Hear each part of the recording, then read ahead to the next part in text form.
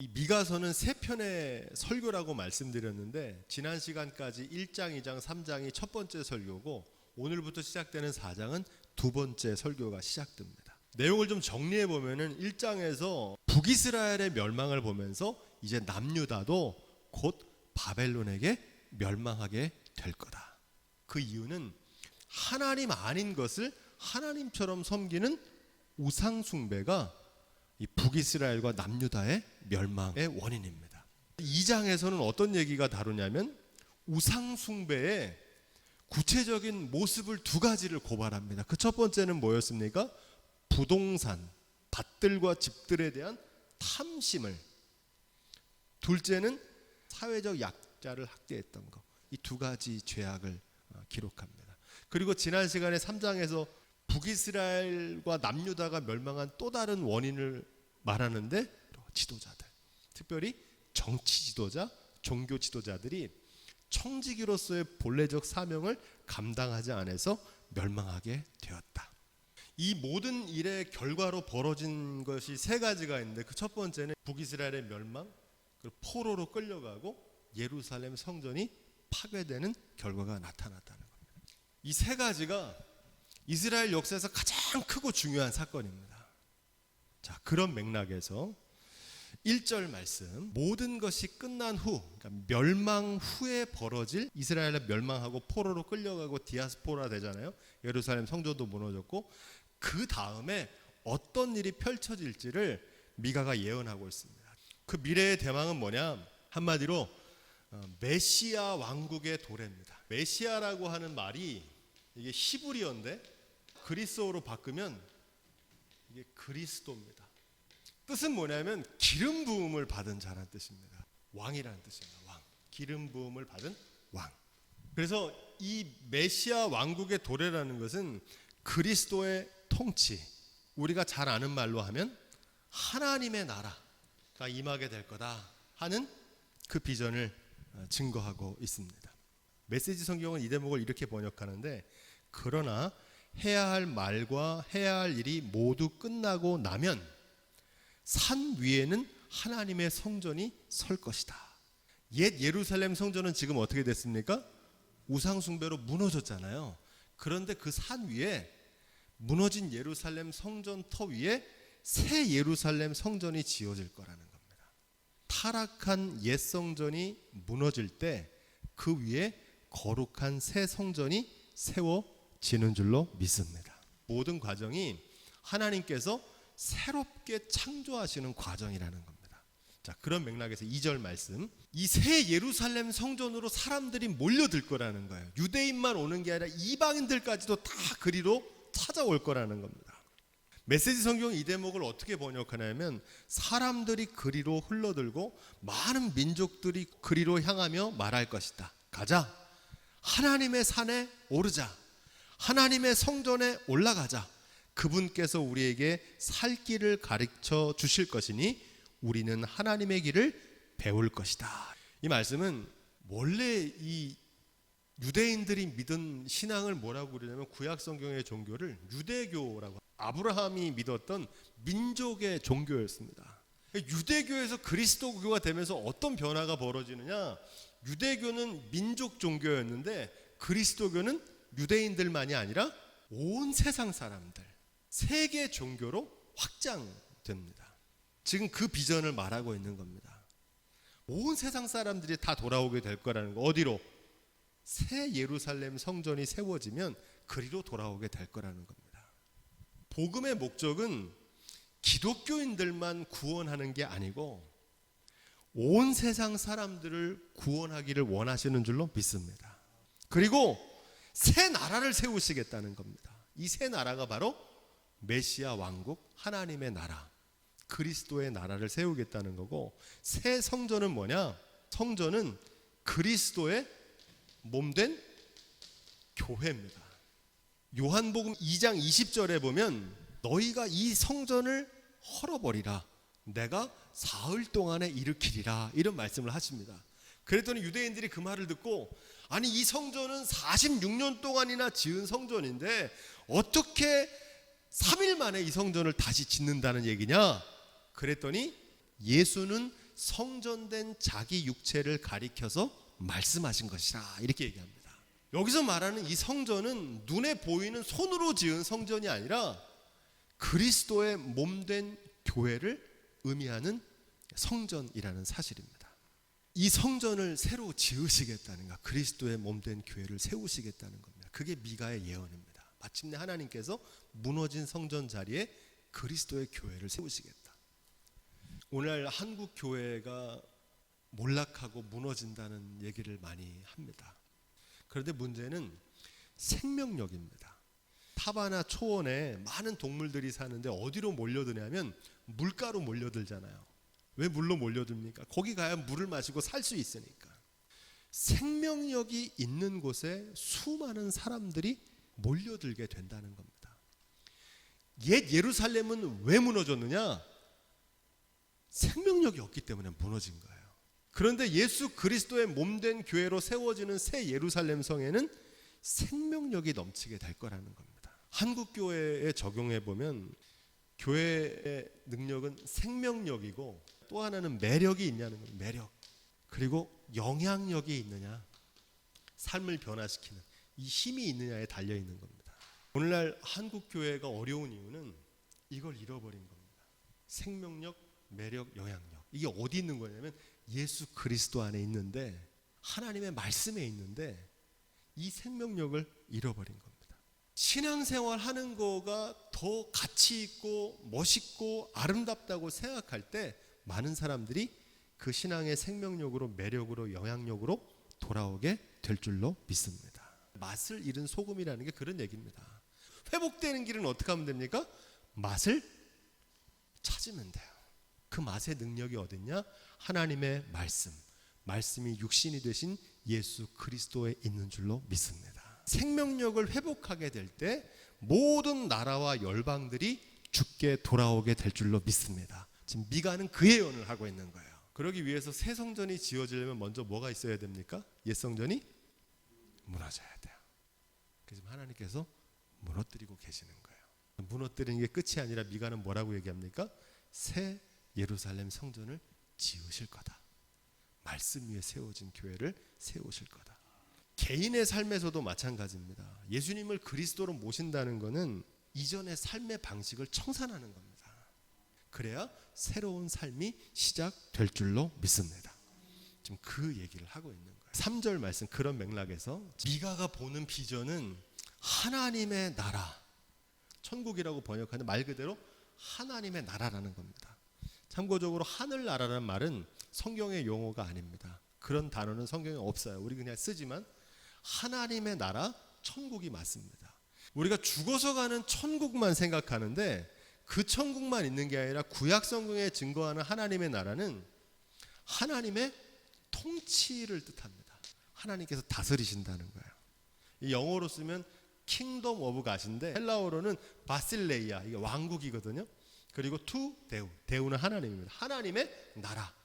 이 하나님의 나라의 의미는 뭐냐면 하나님이 통치하신다는 겁니다. 주권을 가지고 통치하신다는 거예요. 뭐대로? 하나님의 뜻대로, 하나님의 말씀대로. 그게 하나님 나라입니다. 죽어서 가는 천국만 있는 게 아니라 하나님의 뜻이 이루어지는 곳이 동시에 하나님의 나라인 줄로 믿습니다. 그래서 하나님의 나라는 하나님의 통치다. 이걸 꼭 기억하셔야 돼요. 감리교회 교리적 선언이라고 있어요. 감리교회가 1930년도에, 그전에는 미국 감리교회에 속했다가 독립적으로 한국 감리교회를 세웁니다. 그 중에 7번째하고 8번째가 뭐라고 되어 있냐면 이렇게 되어 있어요. 우리는 하나님의 뜻이 실현된 인류 사회가 천국임을 믿으며. 여기 보면 뭐라고 되어 있어요? 천국은 죽어서만 가는 데가 아니라 그 천국도 있지만 동시에 하나님이 뜻이 실현된 인류 사회가 천국임을 믿는다는 겁니다. 구약 성경은 이 천국을 강조하고 있어요. 지금 미가가 얘기하고 있는 메시아 왕국의 도래, 하나님의 나라는 바로 그 하나님이 통치가 이루어지는 것, 하나님의 뜻이 실현되는 곳이 천국이라는 겁니다. 주 예수와 동행하니 그 어디나 하늘나라 그러잖아요. 저는 우리 교회가 천국 같은 교회가 되기를 소망합니다. 천국 같은 교회는 어떤 겁니까? 하나님의 뜻이 이루어지는 곳이, 하나님이 다스리시는 곳, 하나님이 통치하시는 곳이 천국인 줄로 믿습니다. 전에는 내 멋대로 내 맘대로 살았던 사람이 예수님을 그리스도로 영접한다는 건 이제 누가 다스리는 겁니까? 예수 그리스도를 왕으로 모시는 거기 때문에 주님의 뜻대로 사는 거예요. 나의 삶의 주관자가 그리스도가 예수님이 되는 거예요. 이 천국이 임하게 되면 어떤 역사가 나타나냐? 4절, 이스라엘 백성들이 출애굽하기 전에는 애굽에서 뭐였습니까? 노예였거든요. 그런데 그들이 하나님을 섬기면서 하나님의 거룩한 자녀로 신분이 바뀌었잖아요. 하나님의 통치가 이루어지면 이런 변화가 생긴다는 겁니다. 탐욕의 노예로 살던 사람이 하나님의 뜻대로 사는 거룩한 자녀로 변화되는 것을 말합니다. 전에는 소유하는 삶이었다면 하나님의 자녀가 된다는 건 이제는 공유하는 삶이 되는 겁니다. 나누는 거예요, 다른 사람들과. 전에는 탐욕에 이끌려 살았다면 이제는 뭐에 이끌려 살아가는 겁니까? 하나님의 자녀는 말씀과 성령이 이끄시는 대로 가는 겁니다. 전에는 수탈하고 남의 걸 탈취하는 왕들이 그렇게 했잖아요. 그런데 하나님의 통치가 이루어지면 나누고 섬기는 역사가 나타나게 될 줄로 믿습니다. 예수님을 왕으로 모시면 어떤 변화가 일어나느냐? 나의 삶에서도 이런 변화가 나타나야 되는 거예요. 내 마음 속에도 천국이 이루어지는 거예요. 5절 말씀, 빙자한다는 것은 핑계를 댄다는 거, 누구 탓이다, 누구 덕분이다 이런 말인데 영광을 누구한테 돌리냐는 겁니다. 그러니까 사람들은 대부분 자기가 믿는 자기 신에게 신을 빙자하여서 영광을 돌린다는 거야. 그 신에게. 하나님을 믿는 사람은 누구를 빙자한다는 겁니까? 하나님께 영광을 돌리는 거예요. 모든 영광을. 사람은 자신이 의지하는 것을 믿고요, 자신이 믿는 것을 의지하며 살게 되어 있습니다. 그리고 그 대상에게 영광을 돌리게 되어 있어요. 자기에게 영광을 돌려요. 야, 이게 내가 잘하고 내가 똑똑하고 내가 열심히 해가지고 이 모든 것을 얻었다. 할렐루야, 영광을 자기에게 돌립니다. 사람을 의지하는 사람은 사람에게 영광을 돌려요. 아, 이게 다 누구 덕분이다. 물질을 의지하는 사람은 그 영광을 물질에게 돌리고, 명예를 의지하는 사람은 명예에게 돌려요. 그런데 오직 하나님께 영광을 돌리게 될 거라는 겁니다. 하나님께 영광을 돌린다는 건 하나님만 섬기고 하나님만 높이겠다는 겁니다. 바라기는 저와 여러분들이 그런 삶이 될 수 있길 주님의 이름 부탁을 드립니다. 그게 천국이에요. 6절, 이제 하나님의 나라의 백성은 그럼 누구냐? 새 나라를 이끌어갈 동량이라 그러잖아요. 주역. 하나님 나라의 인재, 주인공이 누구냐? 하나님 나라의 주인공. 보통 나라를 세울 때는 어떤 사람들을 뽑습니까? 우리가 지식이 높은 사람, 역량 있는 사람, 물질이 많은 사람, 이런 사람들을 인재로 등용하는데 하나님 나라의 기준은 달라요. 내가 저는 자를 모으며, 누구를 모으겠다는 거예요? 저는 자, 쫓겨난 자. 그리고 또 어떤 사람입니까? 내가 환난을 받게 한 자를 모아서 그 사람들로 하나님의 나라 새 일꾼 주인공으로 세우시겠다는 겁니다. 내가 환난을 받게 한 자를 모으겠다, 이 말씀이 중요합니다. 하나님께서 환난을 통과하게 하신 사람, 이런 뜻입니다. 고난을 통해서 하나님을 경외하는 믿음을 배운 사람들을 말합니다. 승승장구한 인생이 아니라 실패와 고난과 좌절을 겪어본 사람들. 그래서 하나님 의지하는 법 배우고, 하나님께서 물질의 주관자시구나, 삶의 주관자시구나는 걸 삶에서 고난을 통해 체험한 사람들을 하나님이 사용하시는 줄로 믿습니다. 시편 119편 71절에 귀한 말씀이 있죠. 고난 당한 것이 내게 유익이라 이로 인하여 내가 주의 율례를 배우게 되었나이다. 하나님 그런 사람들 쓰세요. 7절 말씀, 어떤 사람을 새 나라의 주인공으로 세우시겠다 그러냐? 저는 자로 남은 백성이 되게 하겠다. 멀리 쫓겨났던 자로 강한 나라가 되게 하겠다는 겁니다. 이게 참 기가 막힌 얘기인데, 못난 나무가 산을 지킨다는 얘기가 있죠. 무능하고 못난 것 같은 사람 갈 데도 없어갖고 남아있는데 그들이 새 나라의 주인공이 되는 겁니다. 할렐루야. 그 역사를 일으키시겠다는 거예요. 하나님께서 약한 자를 통해서 강한 자를 부끄럽게 하신다는 겁니다. 고린도서 1장 27절에 사도 바울도 이런 얘기를 하는데요. 그러나 하나님께서 세상에 미련한 것들을 택하사 지혜 있는 자들을 부끄럽게 하려 하시고. 누구를 택해서요? 미련한 사람들을 택해서 지혜로운 사람들 부끄럽게 하신다는 겁니다. 하나님 똑똑하고 잘난 사람 쓰시는 게 아니에요. 세상에 약한 것들을 택하사. 어떤 걸 택하세요? 약한 사람들 택하신다는 거예요. 그래서 강한 것들을 부끄럽게 하신다는 겁니다. 하나님 그렇게 일하신다는 거예요. 천한 것들과 멸시받는 사람들, 없는 사람들을 택하셔서 스스로 있다고 생각하는 사람들을 폐하려 하신다는 겁니다. 왜 그렇게 하시느냐? 그 다음이 중요한데, 이는 아무 육체라도 하나님 앞에서 자랑하지 못하게 하려 하십니다. 하나님의 뜻이 여기 있어요. 뭐 하지 못하게 하시려고요? 자랑하지 못하게 하려고. 이 자랑하는 걸 뭐라고 그러냐면 교만이라고 합니다. 자기 영광을 드러내려고 하니까 똑똑한 사람이 그 일을 하면 자기가 똑똑해서 그 일을 했다고 생각하거든요. 물질이 많은 사람이 그 일을 하면 내가 물질이 많아서 내 물질로 했다고 생각하거든요. 그래서 약한 사람 들어서, 가난한 사람 들어서 하나님께서 그들을 지혜롭게 하시고 강하게 하셔서 하나님의 일을 이루시는 줄로 믿습니다. 왜 그렇게 하십니까? 이거 누가 하셨다? 하나님이 하셨다.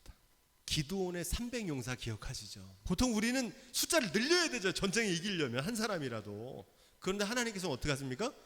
줄이세요. 이걸 뭐라고 그러냐면 소수정예라고 그래요. A few good men. 소수의 정예 요원을 선발하신 하나님께서. 그 이유를 뭐라고 기록하냐면은 사사기 7장 2절에 보니까 여호와께서 기드온에게 이르시되 너를 쫓는 백성이 너무 많은즉 내가 그들의 손에 미디안 사람을 붙이지 아니하리니 이는 이스라엘이 나를 거스려 자긍하기를 내 손이 나를 구원하였다 할까 함이라. 무슨 얘기입니까? 하나님의 영광을 나타내기를 원하시는 거예요. 그래서 어떻게 하십니까? 줄이시는 거예요. 잘난 척하는 사람 안 시켜요. 자기가 하겠다는 사람 안 시킨다고요. 그래서 다 떨구셨어요. 하나님께서. 유능한 사람들, 돈 많은 사람들, 똑똑한 사람들, 경험 많은 사람들, 그 사람들이 그 일 했습니까? 못했습니까? 하나님 그분들 통해서 일 안 하셨어요. 지금도 하나님께서는 하나님의 영광을 나타내기를 원하시는 줄로 믿습니다. 8절. 이 말씀을 메시지 성경으로 읽으면은 그리고 너 예루살렘 주위에 배회하며 초라한 판자촌에 근근히 살아가는 너는 내 과거의 영광이 회복될 거다. 예루살렘의 딸이 왕국의 중심에 서게 될 거다. 이렇게 말합니다. 망대와 산은 어디를 얘기하냐면 높은 곳을 얘기합니다. 높은 곳에다가 광고판을 세우잖아요. 잘 보이게끔. 왜? 많은 사람들이 볼 수 있는 본보기가 되게 하시겠다는 겁니다. 우리가 하나님께 영광을 돌리면 하나님께서 우리를 더 영광스럽게 하십니다. 할렐루야. 하나님의 영광을 구하는 사람들을 하나님께서 다시금 회복시키시는 구원을 보이시겠다는 겁니다. 긍휼을 나타내시는 거예요. 죄인도 회개하고 돌아오면 새로운 삶을 주셔가지고 아, 하나님께서 죄인을 구원하시는 분이구나. 영광스럽게 하시는구나. 하나님의 말씀대로 순종했더니 하나님께서 그 가정과 그 삶을 복되게 하시는구나. 할렐루야. 그걸 나타내기를 원하신다고요. 뭐처럼? 높은 산 위에 건물 위에 광고판처럼. 그 영광을 하나님의 이름을 나타내려고 그렇게 하는데 자기가 잘나서 그런 줄 아는 사람도 있더라고요. 천만의 말씀입니다. 하나님 말씀대로 순종하는 사람들을 영광스럽게 하실 줄로 믿습니다. 교만하면 안 돼요. 자랑하면 안 됩니다. 나를 드러내면 안 돼요. 그럼 반드시 시험에 들어요. 다른 사람이 넘어지든지 갈등과 분쟁이 일어납니다. 오직 하나님의 영광만, 그리스도의 영광만 나타내기를 주님으로 부탁을 드립니다. 성숙한 신앙일수록 하나님의 영광만 나타냅니다. 9절부터 10절 말씀. 지금 이제 현실은 아수르에 의해서 멸망하고 바벨론에 의해서 멸망하는 사건이잖아요. 그러니까 이스라엘 백성들이 부르짖는 겁니다. 야, 우리가 망했다. 그런데 미가는 뭐라고 얘기하냐면 그 다음을 보기 때문에 낙심하지 말라는 겁니다. 절망하지 말라는 거예요. 이게 끝이 아니고 마침내 하나님께서 어떻게 하십니까? 70년 만에 돌아오게 하시고 회복시키실 거거든요. 새롭게 하실 거라는 겁니다. 하나님께서 고난을 주관하고 계신다는 사실을 바라보는 믿음이 있으면 고난을 바라보는 관점이 다릅니다. 지금 우리가 겪고 있는 이 고통은 해산의 수고, 고통 같다는 겁니다. 지금 이스라엘 백성들이 겪고 있는 이 고통은 그냥 고통이 아니라 해산의 고통이라는 겁니다. 새롭게 태어나기 위한 고통이라는 거예요. 그래서 이 과정을 낙심하거나 절망하지 말고 믿음으로 인내하며 승리해야 된다는 걸 말합니다. 11절 12절 이 말씀은 무슨 얘기냐면은 메시지 성경을 보면 잘 이해됩니다. 그러나 지금은 그들이 때를 지어 너를 치고 있다. 아수르와 바벨론 이방 열강들이 이스라엘을 치고 있잖아요. 지금은 이방 민족이 말하기를 그녀가 쓰러지면 발로 걷어차라. 그녀를 짓밟아라. 시온이 땅바닥에 기는 꼴을 보고 싶다 한다. 저 신속 모독자들은 하나님이 지금 무슨 생각을 하시는지 무슨 일을 하고 계시는지 모른다. 하나님은 지금 그분의 백성을 만들어내고 계시고 그분이 밀을 타작 중이시며 그분이 금을 정련하고 계신다는 사실을 그들은 모른다. 이렇게 얘기합니다. 이게 무슨 말입니까? 지금 이스라엘이 막 고난을 당하니까 야 네가 믿는 하나님이 어딨냐 그렇게 잘난 척하더니 너네 막 짓밟아요. 그런데 지금 그거는 하나님이 하시는 일이 뭔지를 몰라서 그러는 겁니다. 하나님 뭘 하고 계신다는 거예요? 그분의 백성을 만들고 계신다는 거예요. 그분이 밀을 타작 중이다. 밀은 뭡니까? 알곡과 쭉정이를 구분하고 계시는 거예요. 그 재앙을 통해서 알곡과 가라지를 구분하고 계시는 줄로 믿습니다. 타작하는 중이라는 겁니다. 어려운 환란이 찾아오면요 진짜와 가짜가 드러나요. 뭘 믿는지 뭘 의지하는지 믿음이 있는지 없는지 그때 드러납니다. 알곡인지 쭉정인지.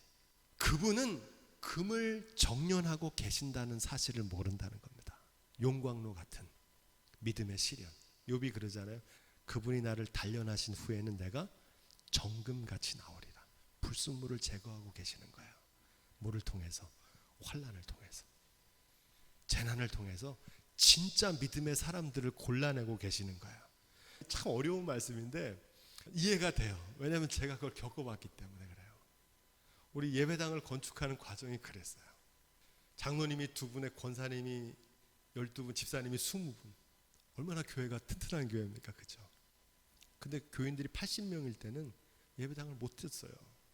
근데 9가정이 남았는데 그 9가정을 통해서 하나님께서 하나님 역사 이루시더라고요. 할렐루야. 유능한 사람들, 돈 있는 사람들, 똑똑한 사람들 다 떠나고 그때 당시에는 약하고 부족하고 못할 것 같은 사람들을 통해서 하나님께서 하나님의 역사를 이루어 가시더라고요. 오늘 한국교회도 마찬가지죠. 한국교회는 비난이 굉장히 크잖아요. 그죠? 지금 뭐 하시는 거냐면 하나님께서 재련하시는 거예요. 할렐루야. 불순물 걸러내시고 하나님의 백성을 만들어가는 거예요. 진짜 백성들을. 알곡과 쭉정이를 갈라놓으시는 거예요. 진짜만 살아남을 겁니다. 이제 진짜 교회만 살아나는 앞으로 시대는 명품 믿음, 진짜 믿음 되시기를 주님으로 부탁을 드립니다. 13절 마지막 절 말씀입니다. 메시지 성경이 이렇게 되어 있어요. 딸 시온아 발로 딛고 일어서라. 타작을 받아 쭉정이를 털어버리고 정련을 받아 불순물을 빼내어 버려라. 나는 지금 너를 아무도 범할 수 없는 민족으로 사악한 민족들을 쳐부수는 하나님의 불전차로 다시 만드는 중이다. 하나님 그렇게 만드시겠다는, 이가 날카로운 타작기계로 만드시겠다는 겁니다. 지금 그 환난과 재난을 통해서. 그래서 고난이 찾아올 때 하나님이 치시는 매는 달게 맞아야 됩니다. 매를 달게 맞아야 돼요. 왜냐하면 이 매가 우리를 어떻게 하는 겁니까? 우리를 성숙하게 하고 변화시키는 겁니다. 그래서 징계를 받을 때 도리어 즐거워하라는 겁니다. 여기서 중요한 말씀은 내가 그들의 탈취물을 여호와께 드리며 그들의 재물을 온 땅의 대주자께 돌리리라 이렇게 말합니다. 이 재물과 물질을 섬기던 삶이 물질의 주관자 되신 하나님을 섬기는 삶으로 변화될 거라는 겁니다. 마침내 모든 영광을 하나님께 돌려드리는 하나님을 경외하는 삶으로 회복될 거라는 겁니다. 다 열방이 그렇게 돌아오게 될 거라는 거예요. 모든 것이 주께로 왔으니 모든 것이 주님의 은혜입니다. 할렐루야. 이 고백을 다윗이 한 거거든요. 이렇게 될 거라는 거예요. 결국은 개인의 삶도 마찬가지입니다. 나라가 멸망하는 것처럼 개인은 죽음을 경험하잖아요. 그래서 그날에는 알게 돼요. 물질이 우리의 삶을 구원하는 게 아니라 하나님께서 우리의 삶을 구원하신다는 사실을 그날에는 다 알게 돼요. 그것을 일찍 깨닫는 것이 지혜입니다. 그걸 일찍 깨달으면 어떻게 살게 되느냐? 모든 것이 하나님의 은혜라는 사실을 알게 되고 하나님께 감사하는 삶을 살아있는 동안 살게 될 줄로 믿습니다. 하나님 영광 돌리는 삶, 그 삶을 원하시는 거예요. 바라기는 저와 여러분들이 사는 날 동안 아직 기회가 있을 때 오직 하나님께 영광 돌리는 삶, 하나님께서 다스리시는 삶, 하나님이 다스리시는 교회와 가정이 다 되시기를 주님으로 축원드립니다.